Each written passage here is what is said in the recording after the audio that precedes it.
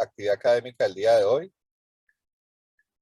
Manejo perioperatorio del paciente con sepsis y choque séptico a cargo de Claribel Olave. Claribel es residente de segundo año de anestesiología y reanimación de la Universidad del Valle. Yo creo que podemos empezar ya, Claribel. Ya hay 73 participantes. Ok, buenas noches. Primero quiero saber si escuchan bien y si están viendo bien mi pantalla. Se escucha bien y se está viendo. Entonces vamos a empezar. Hoy vamos a hablar acerca de manejo perioperatorio del paciente con sepsis y shock séptico. Mi nombre es Claribel Olave, yo soy residente de segundo año, como dijo el profesor Caballero. Muchas gracias a todos por estar puntual. Bueno, entonces arranquemos con el contenido de la charla. Entonces, en primer lugar, vamos a hablar un poco del contexto, lo que tiene que ver con epidemiología y cuál es la relevancia del tema. Posteriormente, vamos a hablar acerca de las evoluciones que ha tenido las definiciones de sepsis y choque séptico. Hablaremos también de la fisiopatología del shock séptico, de unos puntos claves de la campaña para sobrevivir a la sepsis que son útiles para el anestesiólogo, qué hay en la evidencia y qué hay en la literatura acerca del manejo intraoperatorio del paciente con choque séptico. Y por último, hablaremos de la ecografía como soporte para guiar la reanimación en sepsis y concluiremos pues con unas anotaciones o puntos resumen para resaltar. Bueno, entonces en primer lugar, para entrar en contexto, tenemos que la sepsis es una emergencia médica que tiene una alta mortalidad y un alto costo. Aunque en nuestro país no hay datos precisos acerca de la prevalencia de la sepsis, sí lo hay en países desarrollados y se tiene que hay una incidencia de 66 y 132 por 100.000 habitantes en Estados Unidos y en el Reino Unido respectivamente. Y un dato muy importante y es que la mortalidad es bastante alta, es mayor al 40% cuando el paciente presenta shock séptico. En Colombia tenemos que las causas principales de la sepsis y el choque séptico son las infecciones intraabdominales seguidas por las neumonías, bien sea adquiridas en el hospital o adquiridas en la comunidad. Bueno, pero ¿por qué es importante para el anestesiólogo conocer las claves del manejo perioperatorio del paciente séptico? Porque en el proceso del manejo del paciente séptico se debe hacer un control quirúrgico de la fuente en muchas ocasiones. Tenemos que la sepsis es una entidad que va en aumento de la prevalencia debido al envejecimiento de la población, a que los pacientes se presentan cada vez más con mayores comorbilidades y a que tenemos una mayor cantidad de pacientes en estado de inmunosupresión, bien sea por medicamentos o patologías, y eso hace que sea más probable que nos enfrentemos en nuestra práctica clínica a un paciente séptico. Entonces hay como 3 pilares fundamentales para manejar un paciente con shock séptico. En primer lugar, los antibióticos. En segundo lugar, la reanimación hemodinámica y el control del foco de la infección. Pasando ya al proceso de las definiciones de sepsis, tenemos que en 1992 sale la primera publicación de consenso acerca de la definición de sepsis y desde esa época ya teníamos que se había establecido que la sepsis era una infección confirmada más SIRS y a partir de esa definición es que se realiza la primera definición de la campaña para sobrevivir a la sepsis. La campaña para sobrevivir a la sepsis nace en 2002 de parte de la Sociedad de Cuidado Crítico y de la Sociedad Europea de Medicina Intensiva, y el propósito de ellos es disminuir la morbimortalidad asociada a la sepsis. Entonces, mejorar una adherencia a un protocolo que permita que podamos tener mejores resultados en los pacientes. Y realmente desde que existe la campaña para sobrevivir a la sepsis, ha habido una mejoría tanto en la adherencia como una disminución en la mortalidad que alcanza aproximadamente el 9%. Entonces, tenemos que se han hecho varias revisiones del concepto de sepsis. El primer concepto que tuvimos es que la sepsis es una infección sospechada más la presencia de SIRS, lo que conocíamos pues antes, que estaba definido por la taquicardia, por la fiebre, por la taquipnea, por la leucocitosis o la leucopenia. Y en esa primera definición se adoptó el concepto de sepsis grave, que era cuando el paciente, además de tener estas condiciones, presentaba algún signo de disfunción orgánica. Después se revisa el concepto y vamos a tener que se elimina el concepto de sepsis grave y ya se incluyen dentro del concepto de sepsis como tal la presencia de infección más SIRS más la disfunción de un órgano. Y posteriormente vamos a pasar a nuestra definición actual de sepsis, que es una infección que ha sido complicada por una disfunción orgánica que amenaza la vida del paciente debido a una respuesta desregulada del huésped. Esta es la definición actual y vamos a tener que la disfunción orgánica se va a establecer en términos de una escala que es la escala SOFA. El choque séptico está definido actualmente como una condición en la que el paciente ha progresado a una disfunción orgánica tal que ya tiene alto riesgo de comprometerse su vida. En este orden de ideas, entonces son pacientes que van a requerir un inicio y un mantenimiento de vasopresores para mantener una presión arterial media mayor o igual a 65 milímetros de mercurio y son pacientes que tienen un lactato mayor o igual a 2 a pesar de que le hemos hecho una reanimación hídrica adecuada.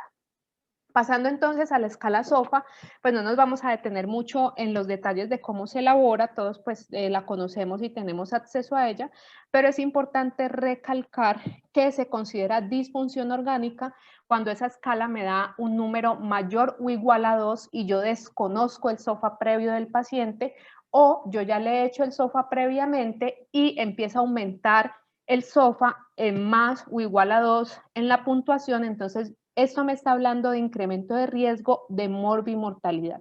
Entonces, cada vez que aumenta 2 puntos el SOFA, vamos a tener un incremento en la mortalidad del 10%. Tenemos otra escala que es el QIT-SOFA, que es una escala básicamente para tamizaje que podemos utilizar por fuera de la UCI para identificar a los pacientes que están en alto riesgo de desarrollar sepsis y en alto riesgo de tener complicaciones e incluso mortalidad. Entonces, haciendo la claridad de que esta escala que tiene en cuenta 3 aspectos de la disfunción orgánica, que es tener una escala de Glasgow menor a 13 puntos, una tensión arterial sistólica menor o igual a 100 milímetros de mercurio, o tener una frecuencia respiratoria mayor o igual a 22 respiraciones por minuto. Si nosotros tenemos que nuestro paciente tiene 2 o más en esta puntuación, entonces lo clasificamos como un paciente de alto riesgo. Aclarando que para hacer el seguimiento del paciente y en el ingreso a la UCI es necesario hacer la escala SOFA y no el Quick SOFA para determinar pues la evolución de nuestro paciente. Pasando a la fisiopatología de la sepsis y el choque séptico, pues hay que entender que no solamente se dan eventos hemodinámicos macros, sino que también se presenta disfunción a nivel del metabolismo, a nivel de la célula y del funcionamiento mitocondrial y que también hay lesión del endotelio, lo cual va a condicionar una serie de eventos pues, que afectan al paciente. Entonces, en la sepsis hay una liberación de óxido nítrico y de otras sustancias vasodilatadoras, las cuales van a hacer que disminuya la resistencia vascular sistémica. Esto acompañado de que los pacientes sépticos disminuyen sus niveles endógenos de vasopresina y esto empeora pues la caída de la resistencia vascular sistémica. Estamos entonces ante un choque que es de tipo distributivo y si yo tengo un paciente que reanimo hídricamente de la manera adecuada, ese paciente, si tiene una función cardíaca conservada, va a elevar su gasto cardíaco. Si ese paciente está en choque distributivo y no le hago reanimación hídrica, pues necesariamente voy a tener una caída de la precarga. Por otra parte, hay otros eventos moleculares y a nivel de la fibra miocárdica que afectan la contractilidad. Y lo que les decía, a nivel micro tenemos también entonces que hay una lesión del glicocálix, una lesión endotelial que va a condicionar la fuga de líquido hacia el espacio extravascular y esto se va a traducir en edema de los tejidos. Por otra parte, alteración del metabolismo energético y acidosis láctica y disfunción mitocondrial. Todas estas circunstancias a la postre me llevan a que yo tenga una entrega alterada de oxígeno a los tejidos, una baja perfusión y esto va a ocasionar la disfunción orgánica que se da en todos los sistemas en el contexto de sepsis. Bueno, esto para ilustrar un poco cómo se produce el daño del endotelio y del glicocálix en el choque séptico. Sabemos entonces que el glicocálix está formado por 2 capas básicamente, una capa interna que está formado por proteoglicanos y una capa externa que está sobre todo formado por heparansulfato, por ácido hialurónico, y dentro de esas moléculas vamos a tener algunas proteínas plasmáticas de importancia como son la albúmina y la antitrombina. Cuando el glicocáliz está indemne, esto hace que se prevenga la coagulación y la trombosis en el endotelio, que se prevenga la fuga de líquido hacia el espacio extravascular y que se produzca pues un adecuado funcionamiento del endotelio como barrera. Sin embargo, cuando se produce la sepsis, se liberan pues una cantidad de citoquinas y todas las sustancias que liberan los neutrófilos, los macrófagos. Todas estas moléculas de adhesión que hacen que ellos lleguen al endotelio van a destruir y a producir una lisis de esas moléculas de ácido hialurónico, de esa capa del glicocálix, y de esta manera entonces la antitrombina no va a poder cumplir su función, se va a generar un ambiente que es protrombótico en el endotelio y también pues se van a romper ciertas moléculas que hacen que se empiece a producir la fuga de líquido a nivel del endotelio. Es muy importante tener en cuenta, además de todo lo que mencionamos, que el paciente séptico tiene un choque distributivo y por tanto pues tiene una vasodilatación y una vasoplegia, pero hay otras circunstancias que podrían explicar por qué en el manejo el paciente no responda a la reanimación inicial que se le haga. Entonces el paciente séptico presenta condiciones como insuficiencia adrenal y cardiomiopatía inducida por sepsis, cada una de las cuales entonces requeriría un manejo específico para poder no solamente manejar la parte del choque distributivo, sino estas otras dos entidades que tienen relevancia, y esto pues lo vamos a ver más adelante en la parte del manejo. Algo por mencionar en este orden de ideas es la cardiomiopatía inducida por sepsis. Tenemos entonces que la definición pues, del síndrome de disfunción cardíaca aguda que produce la sepsis no está relacionada con isquemia y se va a caracterizar por una dilatación del ventrículo izquierdo con presiones de llenado que son normales o bajas. Vamos a tener una contractilidad reducida del ventrículo izquierdo y podemos tener disfunción tanto del ventrículo izquierdo como del ventrículo derecho, bien sea diastólica o sistólica, y nuestro paciente va a ser poco respondedor a volumen. Entonces, estos pacientes que elevan troponinas, y la elevación de troponinas es un marcador de mortalidad, debemos tenerlos en cuenta porque probablemente van a necesitar inotropía en su manejo para poder resolver su cuadro. La cardiomiopatía inducida por sepsis es una entidad que es reversible, más o menos entre los 12 a 14 días después de la presentación tiende a autorresolver y a no dejar secuelas. Sin embargo, cuando se presenta, debe tratarse pues porque puede condicionar la mortalidad del paciente. Dentro de las causas de esta cardiomiopatía se han descrito varios mecanismos, entre ellas la disregulación del calcio, que hace que no se produzca ni una liberación adecuada desde el retículo sarcoplásmico y que tampoco haya una adecuada recaptación nuevamente, lo cual impide la adecuada relajación de la fibra miocárdica. Por otra parte, hay disfunción mitocondrial por las especies reactivas de oxígeno que se producen, y esto se traduce pues en una menor producción de ATP y una menor producción de energía. Y dentro de la fisiología de la sepsis tenemos pues los PAMS y los DAMS, que son los patrones moleculares asociados a patógenos y los patrones moleculares asociados al daño. Los primeros, asociados a patógenos, pues son como tal, como su nombre lo dice, de las bacterias o del microbio que está produciendo el problema. Los DAMS son producidos endógenamente por el huésped como una respuesta, digámoslo, disregulada a la infección que se está presentando. El asunto es que estos patrones moleculares se unen a los toll-like receptor en las membranas celulares y van a desencadenar una serie de eventos en el núcleo y transcripción en el DNA, y se va a producir mayor cantidad de factor nuclear capa beta, y esto va a condicionar la producción de cantidades de factor de necrosis tumoral alfa y de interleucina 1, con todas pues, las consecuencias que tiene esto para una inflamación que no está adecuadamente controlada por el huésped. Por otra parte, pues la síntesis aumentada de óxido nítrico va a empeorar pues el contexto y la función de la fibra miocárdica. El otro punto del que les hablaba en el contexto de sepsis, que es la insuficiencia suprarrenal, tenemos que se presenta a todos los niveles del eje hipotálamo-hipófisis glándula adrenal. Entonces, en cualquiera de estos niveles yo puedo tener una ausencia de la producción. ¿Por qué? Porque durante la sepsis yo puedo tener un daño anatómico que es por isquemia o por hemorragia, y esto puede ocurrir tanto en la hipófisis anterior como en la glándula adrenal.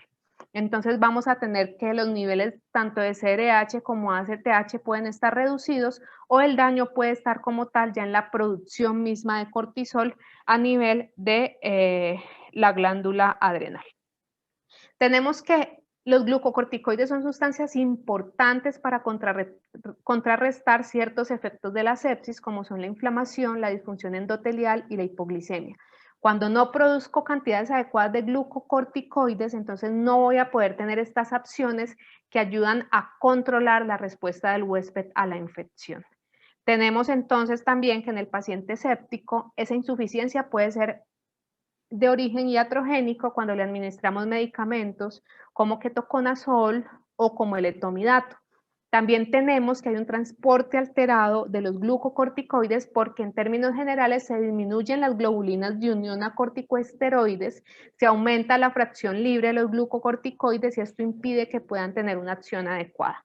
Por otra parte, también hay una disminución en el número y la actividad de los receptores de glucocorticoides. Entonces, no es solamente un problema de producción de glucocorticoides, sino que también vamos a tener una resistencia para que los glucocorticoides entren a la célula y tengan su acción. Recordando pues que el receptor es un receptor intracelular y que necesita ser el complejo glucocorticoide y su receptor ingresado al núcleo para producir sus efectos.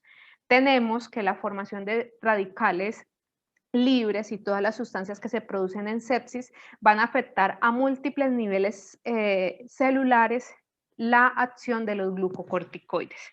Esta es la razón por la cual en los últimos tiempos se ha hablado no solo de la suplementación con glucocorticoides, sino también con otras sustancias como la vitamina C, que van a ayudar a disminuir esa resistencia a la acción de los mismos. Bueno, ya habiendo hablado de la fisiopatología en resumen, vamos a hablar de los puntos claves de la campaña para sobrevivir a la sepsis que son útiles para los anestesiólogos. En términos generales, tenemos entonces que se han creado unos paquetes o unos bundles que inicialmente era de 3 horas, luego de 6 horas y el último revisado en 2018, que es un paquete de la primera hora, recalcando entonces que la sepsis es una emergencia en la cual tenemos que tener acciones desde la primera hora para poder mejorar los resultados en el paciente. Entonces, en esta actualización del 2018, que es donde se nos da este paquete de 1 hora, nos dicen, en primer lugar, debemos medir el lactato. El lactato, aunque está incrementado en otras entidades como falla hepática, por ejemplo, es una medida indirecta de la hipoperfusión tisular y cuando está elevado está asociado a peores desenlaces. Por eso es un examen de laboratorio que nos ayuda a guiar la reanimación y cuando mi paciente tiene un lactato mayor o igual a 2, yo debo saber que hay que hacer una remedición del mismo cada 2 a 4 horas para guiar la reanimación.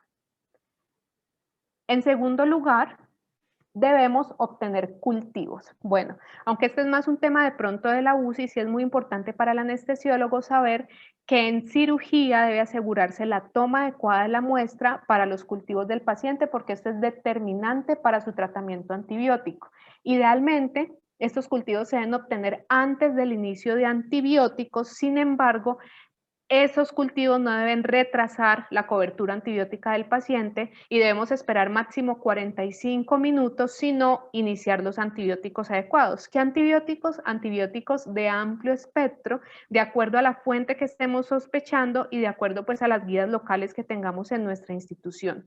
¿Qué cultivos vamos a tomar? 2 hemocultivos, tanto para aerobios y anaerobios, de 2 sitios diferentes y los cultivos de líquidos o de sitios que se requieran de acuerdo a la clínica del paciente según lo que estemos sospechando.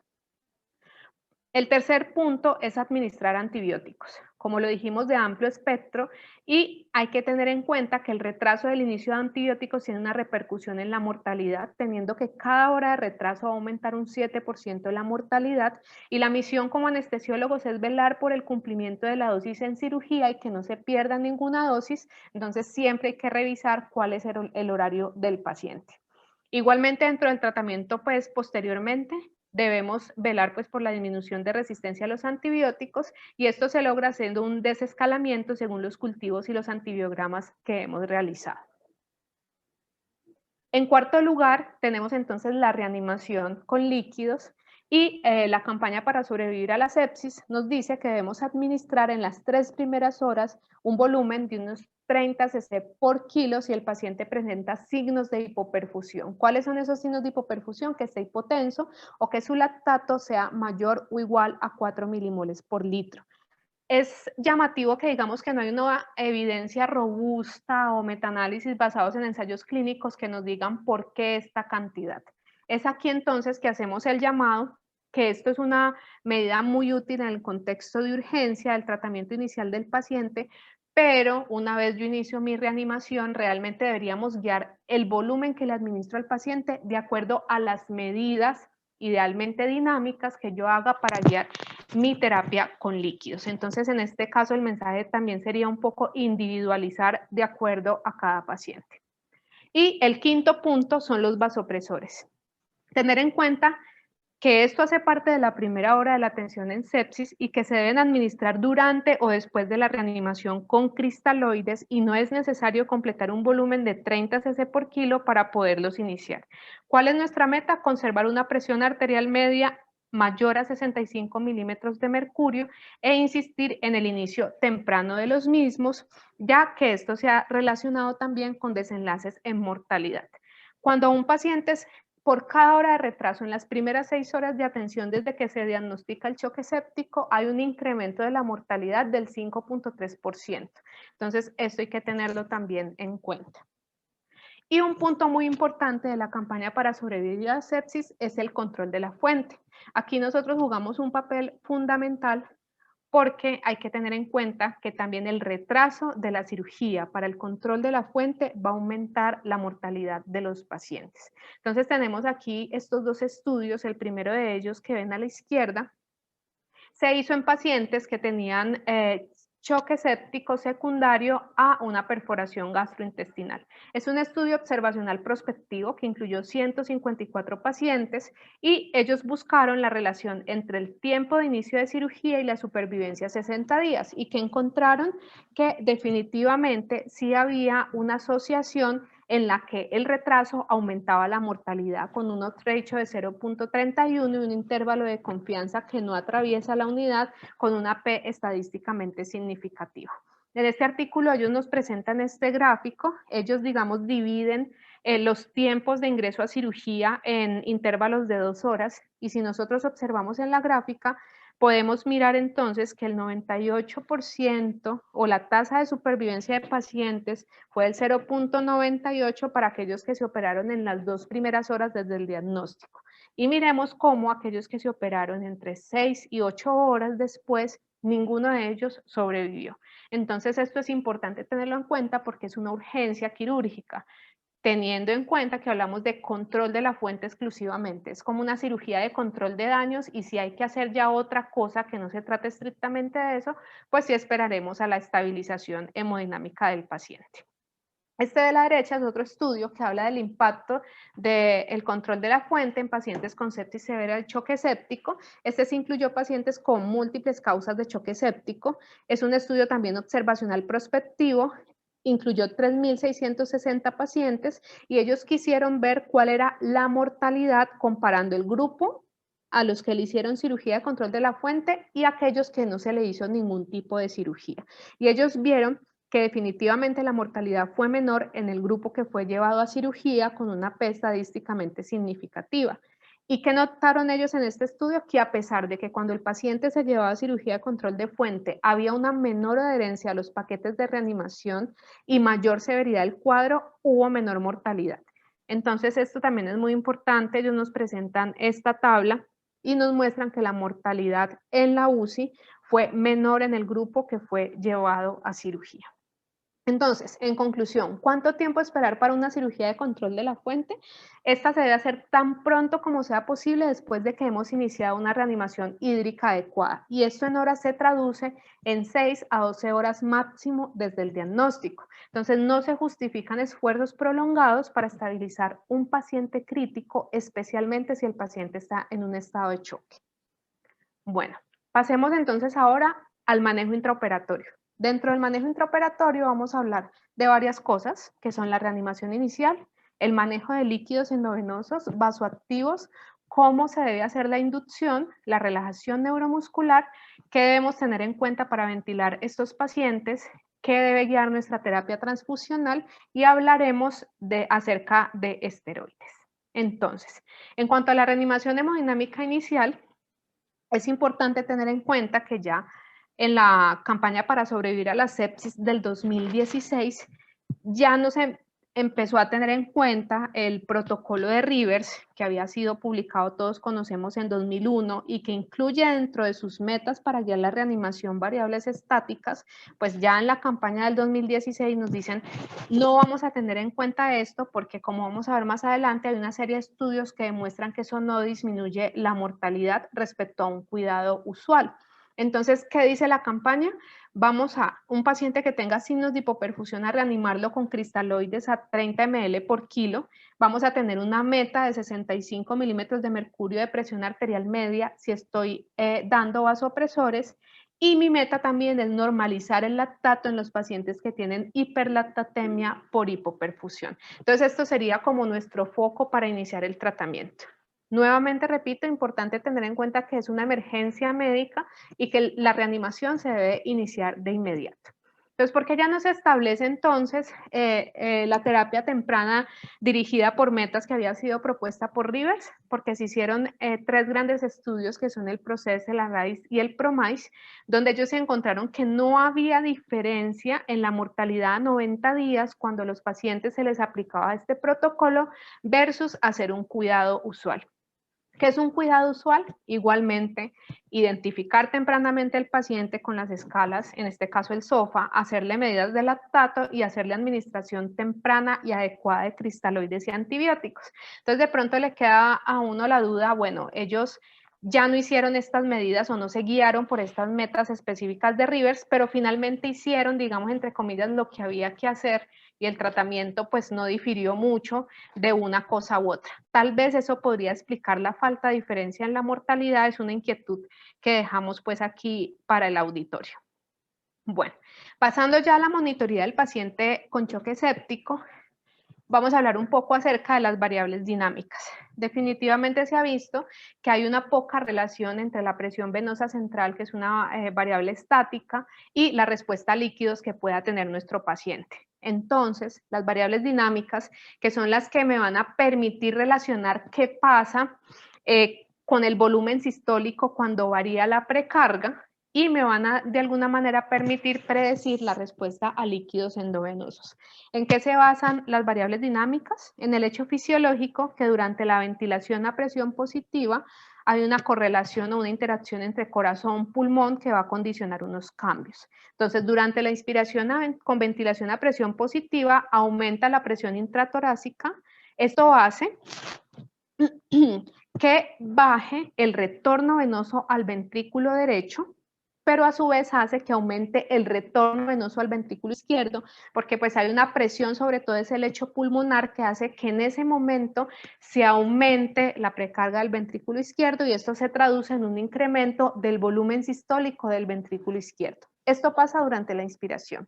Al contrario, durante la expiración yo voy a tener una caída del volumen sistólico del ventrículo derecho, que se va a traducir ya en este momento, digamos, donde hay un tránsito de sangre a través del lecho pulmonar, se va a traducir en una disminución del retorno venoso al ventrículo izquierdo y esto hace que caiga el volumen sistólico del ventrículo izquierdo. En conclusión, tenemos que durante la ventilación a presión positiva hay unos cambios cíclicos del volumen sistólico del ventrículo izquierdo y este volumen sistólico va a aumentar durante la inspiración y va a disminuir durante la expiración.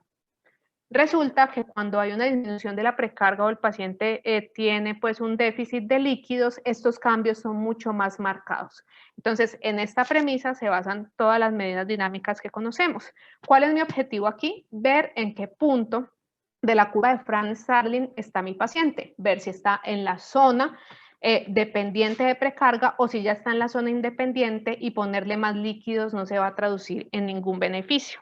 Entonces tenemos varias medidas, tenemos pues algunas de ellas a partir de sistemas como el sistema PICO, el Volume View, o la línea arterial sencillamente, donde yo puedo ver la variabilidad de la presión de pulso, en los otros puedo ver la variabilidad del volumen sistólico, por ejemplo, y hay otras medidas ecográficas que también se consideran medidas dinámicas que están relacionadas con el índice de la vena cava inferior o con el delta del BTI, que lo vamos a mirar más adelante. ¿Qué es importante tener en cuenta con estas medidas dinámicas? Que hay unas condiciones o unas limitaciones para que yo tenga la sensibilidad y especificidad adecuada. Y es la primera, que el paciente debe estar en ventilación mecánica y no debe tener esfuerzo ventilatorio, que debe usar volumen estridal por encima de 8 ml por kilo del peso predicho, que el paciente no debe tener una arritmia porque esto se va a traducir inherentemente en una variabilidad que no está explicada pues por falta de líquidos, que el paciente tenga falla cardíaca derecha porque en este caso el problema va a ser por la disfunción del ventrículo derecho y no por falta de líquidos.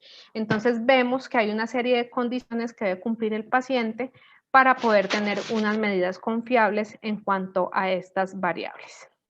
Bueno, quería traer entonces este estudio que fue publicado ahorita hace poco en el 2021 y evaluó si la reanimación guiada por medidas dinámicas mejoraba los resultados en los pacientes con sepsis. Este fue un ensayo clínico controlado multicéntrico que incluyó 124 pacientes y ellos evaluaron la variación del volumen sistólico cuando se hacía una elevación pasiva de las piernas.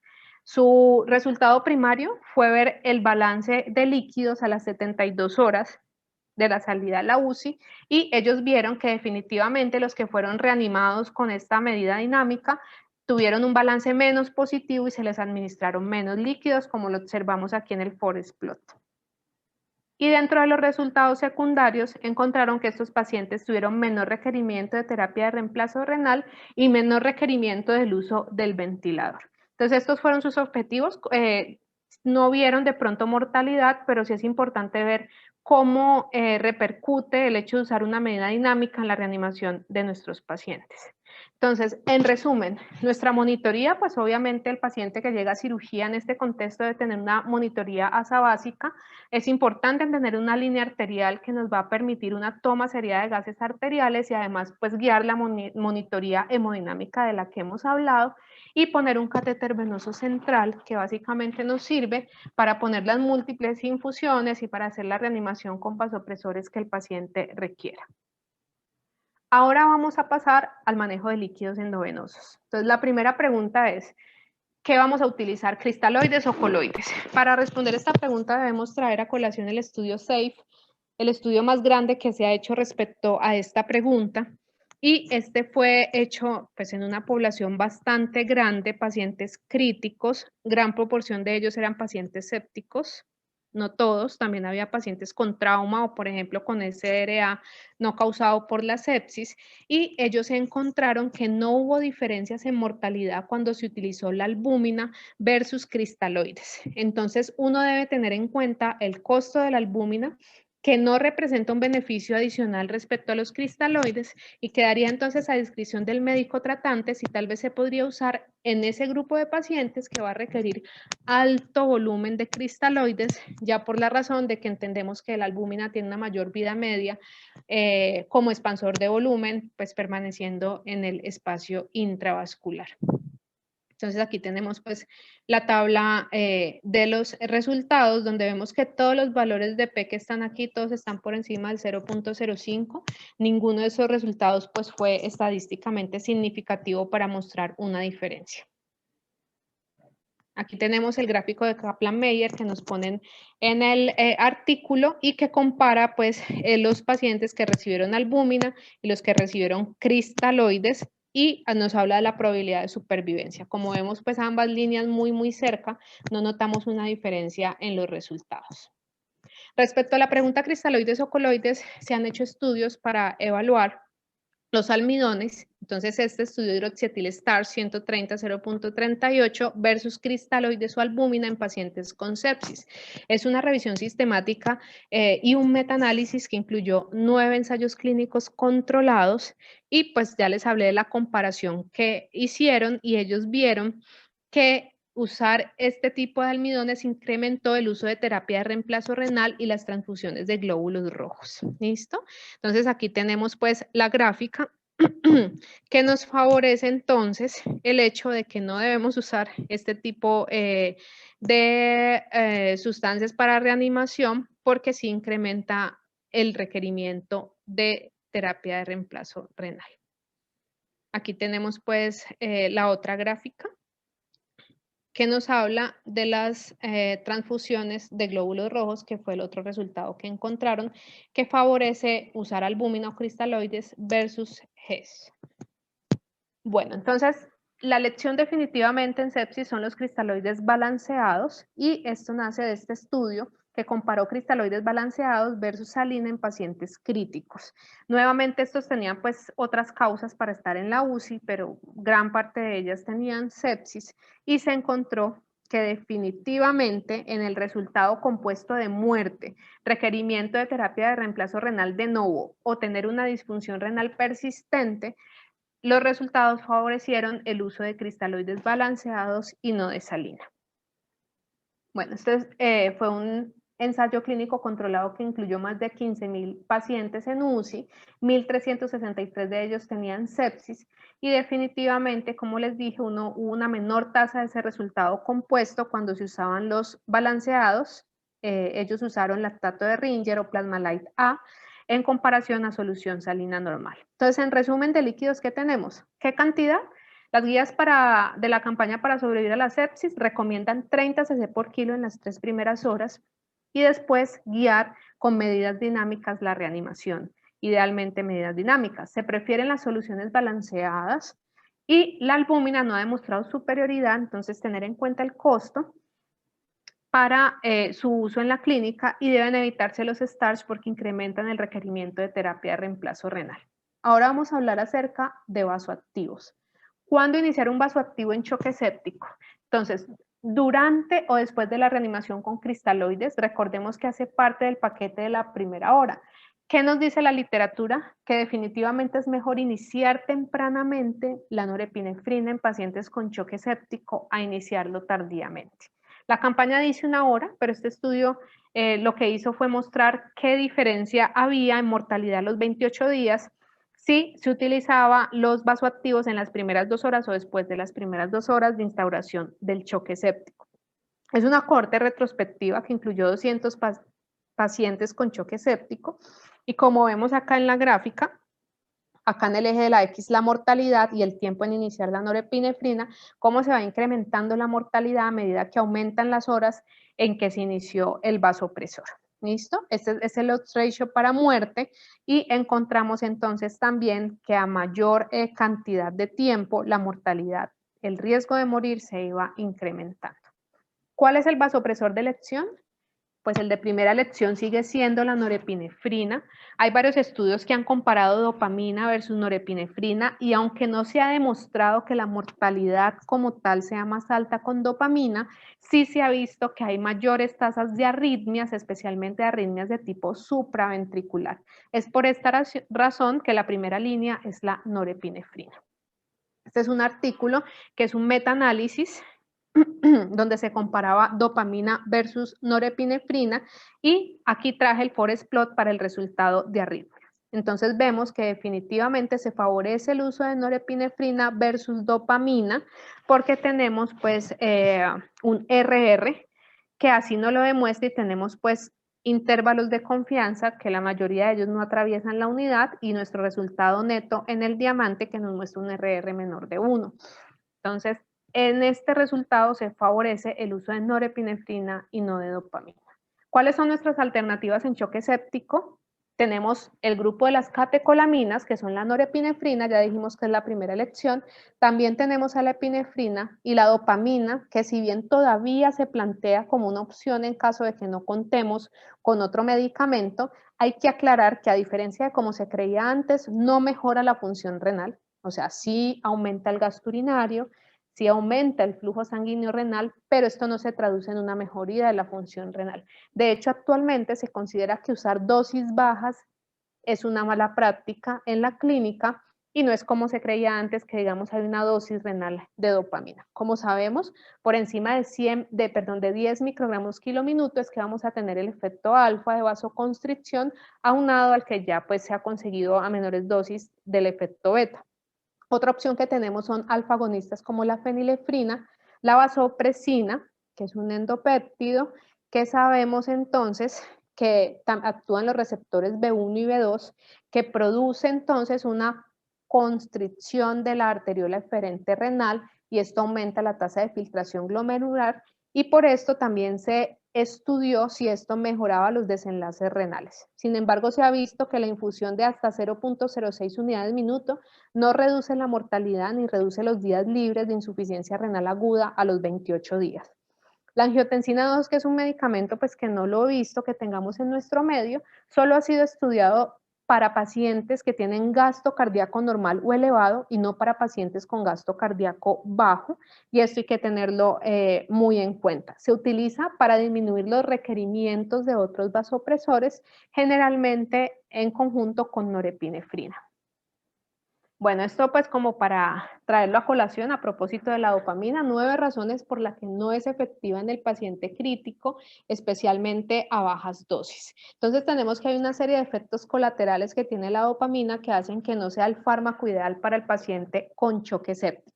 Afecta la circulación esplácnica, afecta la respuesta inmune, la función endocrina, disminuye el drive respiratorio. Hay que tener en cuenta el principio de que la disoxia medular del riñón es un problema de demanda de oxígeno y no de flujo sanguíneo en los casos del paciente crítico. Que la actividad de la renina contrarresta el efecto de la dopamina en el paciente crítico, que tiene una actividad incrementada de renina, y que la dosis renal, entre comillas, de la que se hablaba antes de dopamina, no es predecible en el paciente crítico. Estas son, pues, por mencionar algunas de las razones por las cuales no se debe usar dopamina a bajas dosis en la UCI.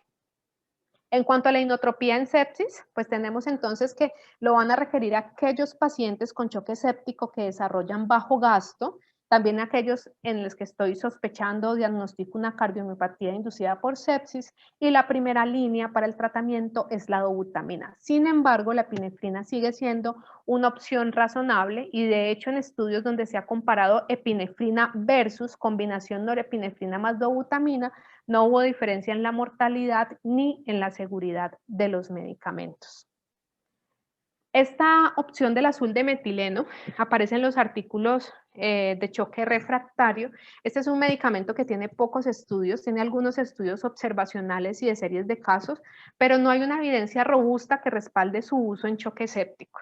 Es un medicamento con un mecanismo de acción que lo que hace es inhibir la óxido nítrico sintetasa inducible y la óxido nítrico sintetasa endotelial, y de esta manera disminuye la producción de óxido nítrico, que dijimos que es uno de los mecanismos fisiopatológicos por el que se produce el choque en sepsis, y a su vez inhibe la guanilato ciclasa, y esto disminuye la concentración de GMP cíclico, lo cual se traduce en esa disminución de la vasodilatación que caracteriza el choque distributivo de la sepsis. ¿Listo?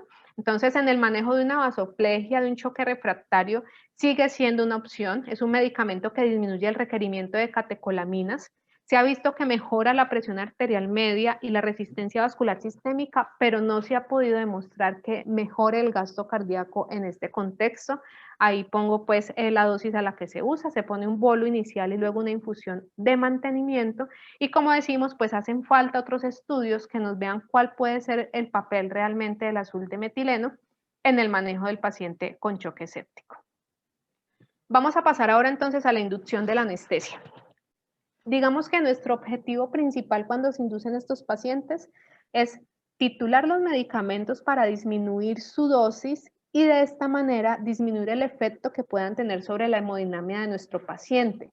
Nosotros debemos evitar la hipotensión y la depresión miocárdica y por eso el paciente que va a ser inducido debe ser antes de eso recibir una reanimación preinducción que sea adecuada con cristaloides o con vasopresores. ¿Cuál es mi meta? Que idealmente mi paciente tenga una media entre 70 y 75 antes de la inducción, porque yo espero que esa media igual caiga un poco durante la inducción. Hemos visto entonces que clásicamente se describen el etomidato y la ketamina como los dos medicamentos que pueden proveer estabilidad hemodinámica a las dosis usuales. Sin embargo, no es descabellado pensar en otras opciones como propofol adjunto a un vasoactivo durante la inducción. Nuestro objetivo, como dije, es mantener adecuadamente la presión de nuestro paciente y pues así mantener su perfusión.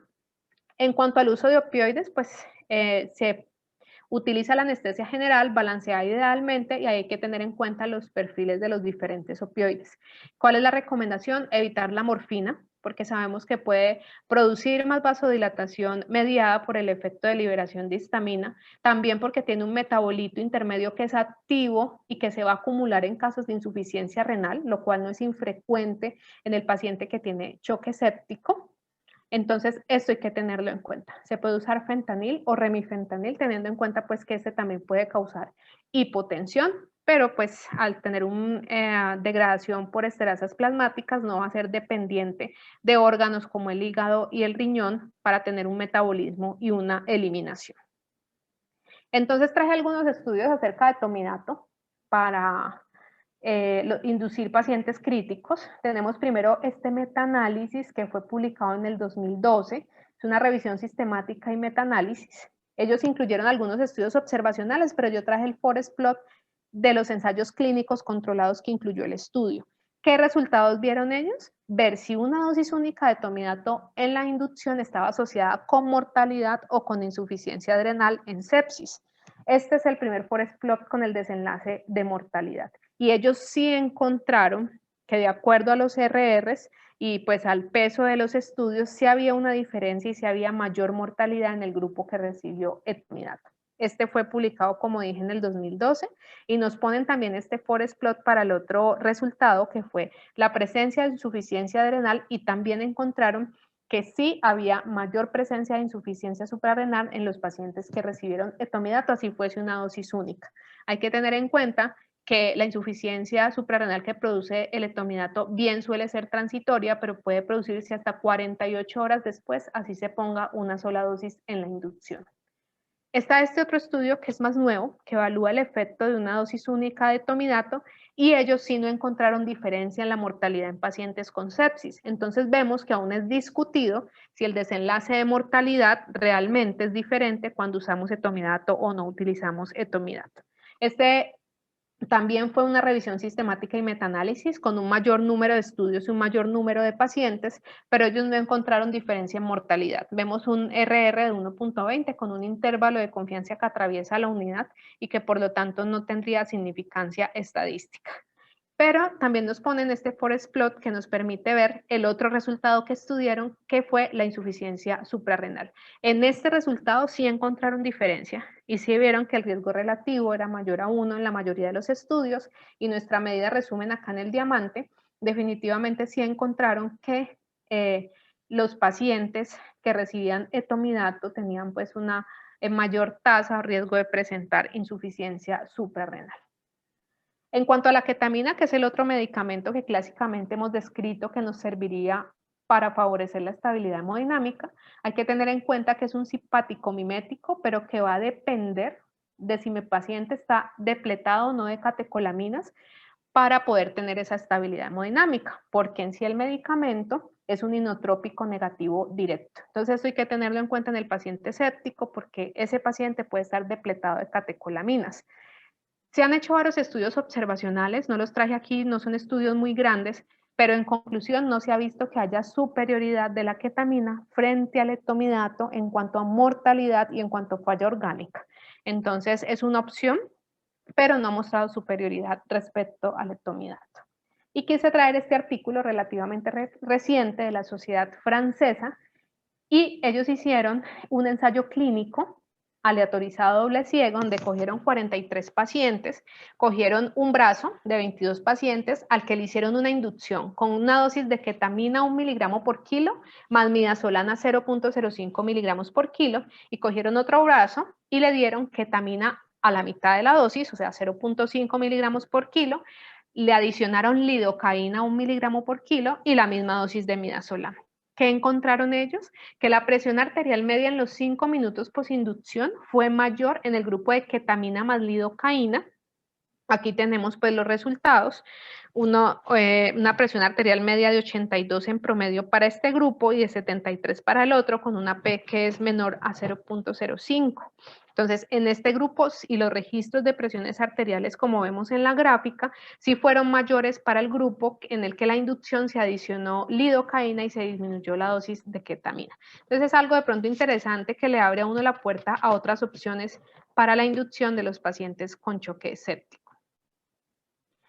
Y estuvimos pues también buscando con mi tutor si el ketofol, que es una mezcla que usamos acá y que de hecho uno tiende a pensar que de pronto no hay muchos estudios de él y que uno tiene la duda de si puede mezclarse o no mezclarse en la misma jeringa, pues me llamó la atención este estudio, que también es un ensayo clínico controlado llamado Keep Pace, es un ensayo clínico reciente. Ellos mezclan igualmente el propofol y la ketamina. Lo hacen haciendo que quede una mezcla de 5 miligramos por cc de ambos medicamentos y utilizan una dosis que es de 0.5 miligramos por kilo para cada uno de los medicamentos. ¿Listo? Entonces, usan este medicamento para la inducción. Fue un ensayo clínico aleatorizado, incluyó 160 pacientes de UCI, eso sí, heterogéneos, estaban allí por diferentes causas, y compararon el cambio en la media a los 5 minutos posintubación. Ellos no encontraron diferencia cuando se utilizaba el ketofol versus cuando se utilizaba etomidato, pero etomidato a una dosis mucho menor. Allí hay un error en la dosis, era 0.15. O sea, no usaron una dosis de 0.3 miligramos por kilo usual, sino de 0.5, la mitad de la dosis. Y no encontraron diferencias en esos registros de presión arterial. O sea que al no mostrar pues que fuese, digamos, más deleterio ni nada, seguiría siendo una opción para usar en el paciente crítico en intubación. En cuanto a la relajación neuromuscular, básicamente se debe tener en cuenta que el paciente séptico puede cursar o con falla hepática o con falla renal, y que en general los relajantes aminoesteroideos tienen un metabolismo hepático y tienen excreción renal. Por lo tanto, la duración de la relajación no va a ser predecible en estos pacientes y uno debería optar de pronto por esta razón por las silisoquinolonas, como atracurio o cisatracurio, que tienen metabolismo de Hoffman y no son dependientes pues, del funcionamiento de estos órganos. Sin embargo, muchas veces vamos a estar enfrentados a pacientes que requieren una secuencia de intubación rápida. Las opciones siguen siendo las mismas: succinilcolina, con la salvedad del riesgo de hipercalemia, especialmente si el paciente cursa ya con hipercalemia o con falla renal o tiene condiciones que hacen una regulación a la alta de los receptores de acetilcolina, como son pacientes postrados crónicamente o pacientes con quemaduras, por ejemplo. Y la otra opción es el rocuronio a una dosis de 1.2 miligramos por kilo. Sin embargo, si el paciente va a salir intubado a la UCI, pues realmente la duración de la relajación no sería, digamos, un asunto que le preocupe tanto al anestesiólogo. Pasando ya al manejo de la ventilación, es realmente lo que se dice en choque séptico es extrapolado a los pacientes con SDRA en general. Se prefiere la ventilación protectiva teniendo en cuenta un volumen tidal de 6 ml por kilo del peso predicho del paciente, manteniendo una presión plató menor de 30 centímetros de agua, de una PIB mayor de 5. En pacientes que cursan con sepsis y SDRA severo, pues debemos usar PIB más alta y mantener la driving pressure entre 2 y 15, menor a 12 o 15 centímetros de agua. Entonces, en términos generales, en el perioperatorio debemos manejar volúmenes bajos, teniendo en cuenta aquellos pacientes que no me van a tolerar hipercapnia o que tienen patologías en que la hipercapnia definitivamente es deleteria, y esos son los pacientes con hipertensión pulmonar severa, pacientes con hipertensión endocraneana, con ciertas condiciones que hagan que la hipercapnia pues sea un problema. Debemos utilizar la PIP, arrancando por un PIB de 5, y es recomendable usar maniobras de reclutamiento intermitentes para estos pacientes. En cuanto a la terapia transfusional, el estudio, digamos, más grande que fue publicado en el New England Journal of Medicine en el 2014 es el estudio TRIS. Este estudio incluyó casi 1.000 pacientes con choque séptico en UCI y ellos quisieron comparar mortalidad 90 días cuando se usaba un umbral transfusional de 7 versus 9 gramos por decilitro de hemoglobina, que encontraron que realmente no hubo diferencias significativas en cuanto a mortalidad a los 90 días, ni en la tasa de eventos isquémicos, ni en el uso de vasopresores. Por ende, se recomendaría entonces el umbral de 7 gramos por decilitro, porque lo que sí vieron ellos es que los pacientes que les ponían este umbral en promedio recibieron 1 unidad menos de glóbulos rojos. Y pues sabemos entonces que esto se traduce pues no solo en el ahorro para pues las instituciones donde está el paciente, sino el menor riesgo de desarrollar efectos adversos asociados a la transfusión. Entonces, hay que tener en cuenta que las transfusiones incluyen riesgo de inmunosupresión, riesgo de injuria pulmonar asociada a transfusión. Como dijimos, el umbral debe ser 7 siempre que no tengamos un paciente que esté con isquemia miocárdica, que tenga una hemorragia activa o que esté hipoxémico persistentemente. Los pacientes con sepsis tienden a desarrollar coagulopatía y cuando esto se presenta, las pruebas viscoelásticas son de utilidad, la tromboelastografía y la tromboelastometría. Tener en cuenta que el plasma fresco congelado no se debe transfundir en ausencia de hemorragia o si se le va a hacer al paciente procedimientos invasivos con alto riesgo de sangrado y que la transfusión de plaquetas se hace cuando el paciente tiene una trombocitopenia menor a 50.000 pero con un sangrado activo o con el plan de llevarlo a una cirugía con alto riesgo de sangrado. O si el paciente tiene plaquetas menores a 20.000, si tiene riesgo de sangrado, pero no está sangrando. O si esas plaquetas están menores a 10.000 en ausencia de sangrado o de otras cosas. En ese caso sí sería mandatorio la transfusión de plaquetas. Ahora vamos a hablar un poco de insuficiencia adrenal y esteroides en sepsis. Entonces tenemos este estudio que es el estudio adrenal. De los estudios que se ha hecho con esteroides es el que tiene una mayor cantidad de pacientes.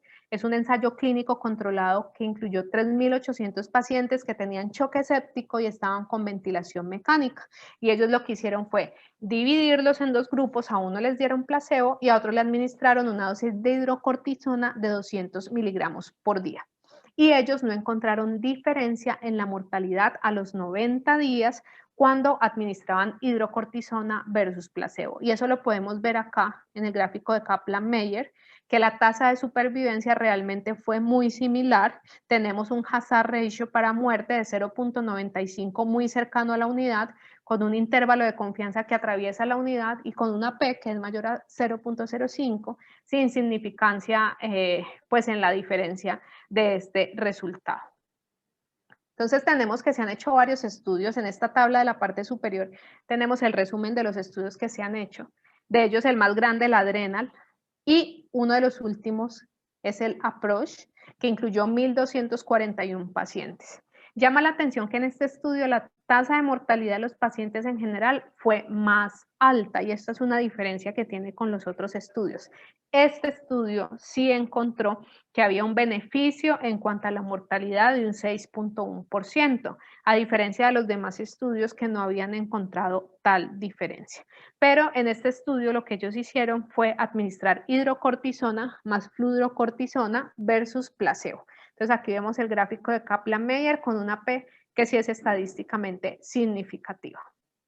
En conclusión, entonces, en paciente que tenga choque séptico, que yo le haya hecho una adecuada reanimación hídrica, que haya iniciado vasopresores, pero ese paciente persiste inestable hemodinámicamente, entonces el esteroide es una opción y se va a administrar a una dosis de 200 miligramos por día de hidrocortisona. Generalmente se hace un bolo de 100 miligramos y se sigue por una dosis que es de 50 miligramos cada 6 horas. Como dijimos, los estudios tienen resultados contradictorios en cuanto a mortalidad, pero lo que sí está muy claro es que no deben ser utilizados como profilaxis porque no se ha demostrado que disminuya la incidencia de insuficiencia suprarrenal. O sea, es un tratamiento, no es un profiláctico. Otras terapias, digamos, alternas que han resultado en los últimos años son la vitamina C y la tiamina. Y esto se ha dado porque, como mencioné, el problema en sepsis no es solamente de que haya una depresión o una falta de producción de glucocorticoides, sino que también hay una resistencia para la utilización y para que ellos tengan sus efectos fisiológicos. Entonces aquí ha aparecido la vitamina C o ácido ascórbico y la tiamina.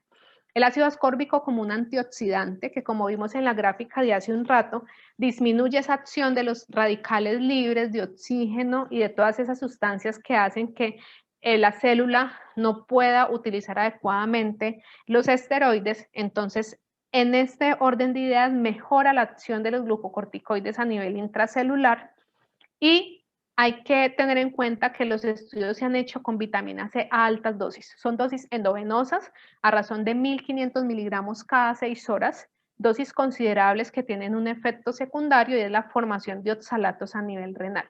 Y esta precipitación y la formación de cálculos puede empeorar la falla renal de mi paciente. Pero entonces aquí viene el papel de la tiamina. La vitamina B1 o tiamina, que se ha estudiado en dosis de 200 miligramos día, va a prevenir la formación de esos cristales y además recordemos que es un cofactor fundamental para la acción de la piruvato deshidrogenasa que favorece la formación de acetil-CoA a partir del piruvato en el ciclo de Krebs. Entonces, ¿qué se ha visto? Que la terapia HAT, como se conoce, que es la combinación de hidrocortisona, ácido ascórbico y tiamina, mejora la mortalidad. Esto fue en un estudio observacional retrospectivo, o sea, están corriendo más estudios en cuanto a esta nueva terapia de un mayor peso estadístico para poder considerarlo, pues, que tiene unos resultados contundentes, pero es como una nueva visión dentro de la fisiopatología de sepsis que podría ayudarnos con los pacientes. Vamos a hablar ahora de ecografía para la reanimación en choque séptico. Resulta que en los últimos años y ahora en el 2021 se publicó un artículo muy interesante donde se propone un protocolo ecográfico para guiar la reanimación que le voy a hacer a mi paciente con choque séptico. Tiene una ventaja y es que puedo hacer uso antes de la inducción. Recordemos, por ejemplo, que la variabilidad de presión de pulso que nos ofrece la línea arterial requiere que el paciente ya esté ventilado y ya esté pues bajo anestesia general para cumplir todas esas condiciones, pero este protocolo puede ser usado antes de la inducción y básicamente ellos proponen utilizar un POCUS, le han llamado EC-ALS, y incluir 3 ventanas. 3 ventanas, cada una de las cuales tiene un propósito. Hacer una ventana cardíaca subsifoidea de 4 cámaras, hacer allí en esa misma ubicación del transductor, pues girándolo, una vista de la vena cava inferior y hacer una evaluación pulmonar rápida que incluye los apex de ambos pulmones. Esto tiene un propósito. Con la subsifoidea, ver cómo está el funcionamiento de los ventrículos. Con ver la vena cava inferior, ver si el paciente puede o no ser respondedor a líquidos. Y con la evaluación pulmonar, ver si mi paciente tolera o no tolera más líquidos. Estos son como los 3 propósitos y de esa manera puede uno como aprenderlo más fácil. Ellos clasifican dentro de su protocolo que viendo estas ventanas uno puede agrupar los pacientes en 7 fenotipos diferentes y esos fenotipos a su vez los han agrupado en 3 clústeres. Esos clústeres comparten, tienen pues en común que el manejo es muy similar. ¿Listo? Entonces vamos a ver, para que no se nos olvide, que necesitaríamos una ventana subsifoidea de 4 cámaras, una vista de la vena cava inferior y una ventana pulmonar en los apex de ambos pulmones. Listo. Hay otras valoraciones ecocardiográficas, una de ellas transesofágicas, esa ya se ha descrito, describe los pacientes en 5 perfiles, pero ahí hay que hacer un tipo de medidas que toman más tiempo y requieren más entrenamiento. La idea de este protocolo es que desde los residentes y los anestesiólogos, sin necesidad de muchas horas de entrenamiento, puedan desarrollarlo en su práctica clínica. Entonces tenemos el primer clúster, que es este que está pintado en el cuadro de amarillo. Dentro de este primer clúster están 3 fenotipos. Este clúster comparte la característica de que tiene cavidades pequeñas o normales y que la contractilidad global o bien está incrementada o bien está normal. Entonces el fenotipo número 1 es el paciente, digamos, más frecuente que va a llegar de entrada a urgencias, que es el paciente que tiene unas cavidades pequeñas porque está depletado de líquidos, vamos a encontrar una vena cava inferior que está muy colapsada y vamos a encontrar en los pulmones un patrón normal de líneas A. Entonces este es el perfil típico del paciente que está en un choque hipovolémico. Entonces ya voy como pudiendo hacer la asociación de qué tipo de terapia me va a servir para este paciente, pues eso lo vemos en la siguiente diapositiva. El fenotipo 2 no tiene las cavidades pequeñas, es un paciente que tal vez yo ya lo he reanimado hídricamente, sus cavidades están de un tamaño normal, pero tiene una vena cava inferior que es colapsable y su patrón pulmonar sigue siendo normal de líneas A. Ese paciente que ya reanimé con líquidos está posiblemente en un choque distributivo y entonces ya sí voy a pensar en qué terapia me va a servir en este caso. Y por último, el tercer fenotipo de este clúster, que es el paciente que tiene dilatación de la aurícula izquierda y tiene hipertrofia del ventrículo izquierdo con un septo que también está engrosado, pero no está aumentado el tamaño de la cavidad como tal. Este paciente que tiene pues ya una patología cardíaca de base, que sea por hipertensión arterial sostenida o porque tiene una estenosis aórtica ya desarrollada desde antes, este paciente en la ventana de la vena cava inferior también está colapsable y su patrón pulmonar es de líneas A normal. Pues bien, este es el paciente que tiene una disfunción diastólica y que puede o no estar adicionado con un choque de tipo hipovolémico o distributivo. ¿Listo? Perdona acá un momentico. Bueno, entonces acá en el clúster número 2, que es el cuadro que está en azul, tenemos dos fenotipos, que son el 4 y el 5. Este paciente ya tiene las cavidades dilatadas, ¿listo?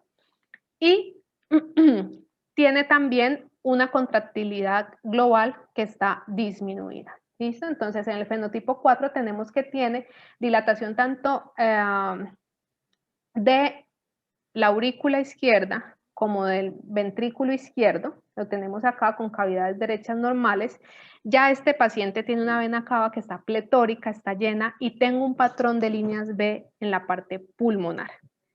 Este paciente, tanto el fenotipo 4 como el 5, que no solo ya tiene las cavidades izquierdas dilatadas, sino las 4 cámaras, que también tiene una cava pletórica y que tiene un patrón de líneas B, ese paciente está en un choque cardiogénico, en una falla de bomba, probablemente pues su corazón ya estaba mal también, y probablemente estamos ante un edema pulmonar por alta presión. Entonces, este va a requerir otro manejo diferente. Y por último, en el clúster 3, tenemos a ese paciente o que bien tiene un fallo agudo del ventrículo derecho o que ya tenía una hipertensión pulmonar crónica o una falla crónica del ventrículo derecho y ese paciente, sus cavidades izquierdas tienen una contractilidad incrementada o normal. O sea, su problema es del corazón derecho. Por lo tanto, en el fenotipo 6 tenemos dilatación del ventrículo derecho, pero no tenemos hipertrofia del ventrículo derecho, ni de sus paredes. Tenemos una vena cava inferior que está pletórica y tenemos un patrón que puede ser de líneas A o de líneas B, dependiendo del paciente. Y el fenotipo 7 ya tiene, aparte de la dilatación, tiene una hipertrofia de las paredes del ventrículo derecho. ¿Listo? Entonces lo vemos allí también con una vena cava que está pletórica, está llena y cuyos pulmones pueden estar en el patrón de líneas A o de líneas B. Entonces, ese paciente del fenotipo 6 es el típico paciente que tiene una falla aguda del ventrículo derecho, muchas veces asociado a un SDRA. ¿Qué lo define básicamente? Si el paciente tiene una hipertrofia de las paredes, de las cavidades derechas, porque si el paciente ya tiene hipertrofia, yo asumo que ya tenía una falla crónica del ventrículo derecho con una falla aguda sobreagregada, muy probablemente empeorada por su SDRA y además hipertensión pulmonar. Este paciente es, digamos, de los perfiles más retadores porque son de los pacientes que tienen más riesgo de hacer paro posinducción y hay que tenerlo en cuenta en la hemodinamia. Entonces, ¿de qué me sirve reconocer estos patrones? Pues saber qué terapias o cómo voy a enfocar yo mi manejo. Entonces, los pacientes del clúster A, si están en el 1, lo primero son los líquidos porque dijimos que es un paciente en choque hipovolémico. Pero si es un paciente que ya lo reanimé y que está en un choque distributivo, pues le voy a adicionar entonces ya vasoactivos. ¿Cuáles? Pues norepinefrina, vasopresina, fenilefrina. Aquí en este caso, nuestra variabilidad de la presión de pulso, si tengo una línea arterial, es acertada y entonces pues tenemos que tener unas condiciones que ya se los mencioné para que sea confiable su medida. El segundo clúster, miren que ya disminuimos la cantidad del reto de líquidos que le voy a dar al paciente, ¿ya? Y es porque ese paciente ya tiene dilatación de las cavidades y ya no tiene pues una vena cava que está tan colapsada. Entonces sí hago un reto de volumen con mucho más cuidado, pero allí ya cobran importancia los vasopresores y si es necesario agentes inotrópicos. En ese caso, si hay dilatación de las cavidades derechas, yo tengo que tener en cuenta que la variabilidad de la presión de pulso no podría ser tan certera y que yo tendría que examinarla bien si la va a tomar en cuenta o no. Y por último, en el clúster 3, muchos menos volumen, y en el fenotipo de tipo 7 sí que no voy a administrar volumen al paciente, puedo usar un vasoactivo tipo vasopresina que no me va a incrementar la resistencia vascular pulmonar y que me va a ayudar a mejorar la resistencia vascular sistémica sin aumentar pues las pulmonares y por lo tanto va a beneficiar al paciente. Los agentes inotrópicos, inodilatadores, ya en ese caso entran en juego dobutamina, levosimendan, y si ya tengo pues una dilatación de cavidades derechas y yo sé que está fallando el ventrículo derecho, pues allí yo ya sé que la variabilidad de presión de pulso no es confiable y que ese dato dinámico que me dé la línea arterial no debe guiar mi terapia. Este es un ejemplo que ellos dan allí de cómo sería la evaluación ecográfica del paciente, cómo llegaría el paciente primero en un perfil 1 que lo vemos acá, ¿cierto? Un paciente con una contractilidad que incluso está hiperdinamico, pero le falta precarga, le administro bolos de líquidos, a medida que lo voy reanimando, este paciente me cambia de perfil, entonces, ¿cuál es el llamado? Como que en esta gráfica, usted tiene que hacer una reevaluación periódica, a ver si su paciente ha cambiado de fenotipo y cómo va a reorientar su terapia. Entonces, este es un paciente que llega en estas condiciones hiperdinamico, pero falto de líquidos, que se reanima hídricamente adecuadamente, se le hace la inducción, ya tiene el corazón llenito, ya ese colapso de la vena cava inferior no es tan marcado, entonces continúo con mis líquidos a menor volumen y ya adiciono norepinefrina. ¿Listo?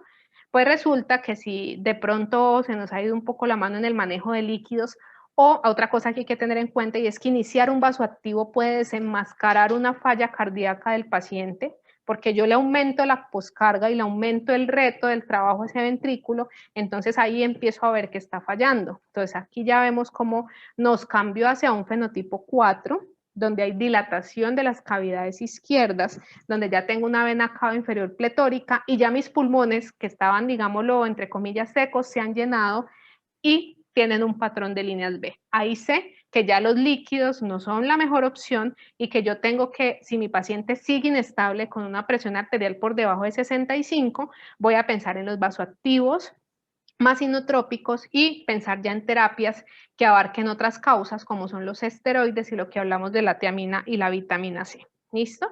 Y tener en cuenta entonces que aparte de la parte ecográfica, vamos a mirar la variación de la presión de pulso si tenemos una línea arterial en nuestro paciente.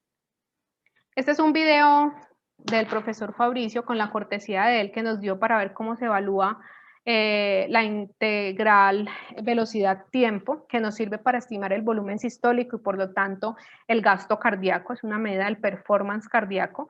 No sé cómo estamos de tiempo, quisiera que alguien del auditorio me diga si de pronto vemos cómo se desarrolla, esto es un aspecto técnico o si continuamos con otra cosa. Yo creo que en miras del tiempo continuemos, Claribel. Listo, perfecto. Bueno, entonces el BTI, que lo medimos pues en una ventana de 5 cámaras y lo medimos a nivel del tracto de salida del ventrículo izquierdo.